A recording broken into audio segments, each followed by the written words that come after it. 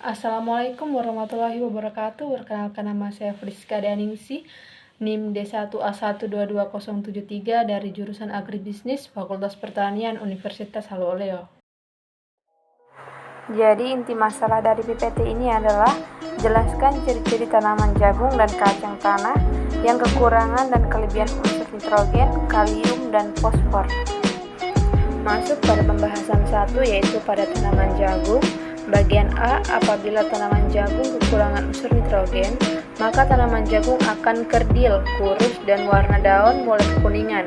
Sedangkan apabila tanaman jagung kelebihan unsur nitrogen, maka tanaman akan bertumbuh subur, tetapi batang lunak dan berair, sehingga mudah rebah dan pemasakan buah yang lambat.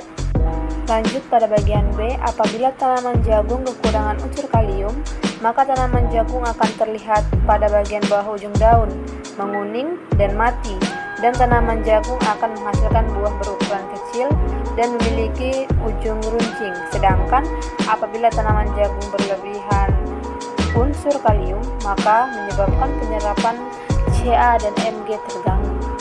Lanjut pada bagian C, apabila tanaman jagung kekurangan unsur fosfor, maka tumbuhan jagung akan menjadi kerdil, daunnya akan berwarna agak ungu dan kaku, pertumbuhan tangkalnya terganggu sehingga barisan biji tidak teratur.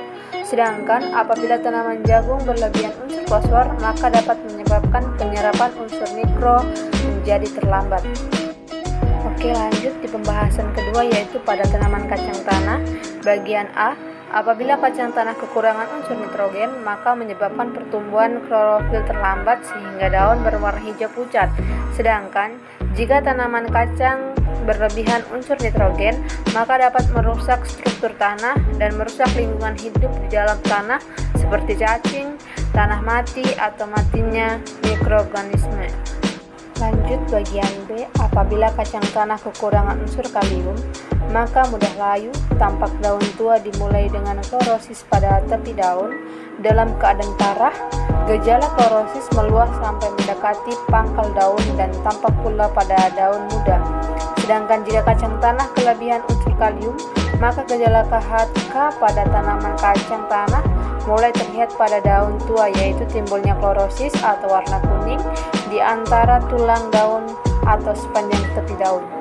Lanjut pada bagian C, apabila kacang tanah kekurangan unsur fosfor, maka tanaman tumbuh kerdil dan hasil menurun. Sedangkan apabila kacang tanah berlebihan unsur fosfor, maka dapat menyebabkan penyerapan unsur mikro menjadi terhambat. Fosfor akan mengikat unsur besi, tembaga, dan seng, sehingga tidak tersedia bagi tanaman. Demikian penjelasan dari PPT saya. Jika ada kesalahan kata atau kekurangan, mohon dimaafkan. Terima kasih.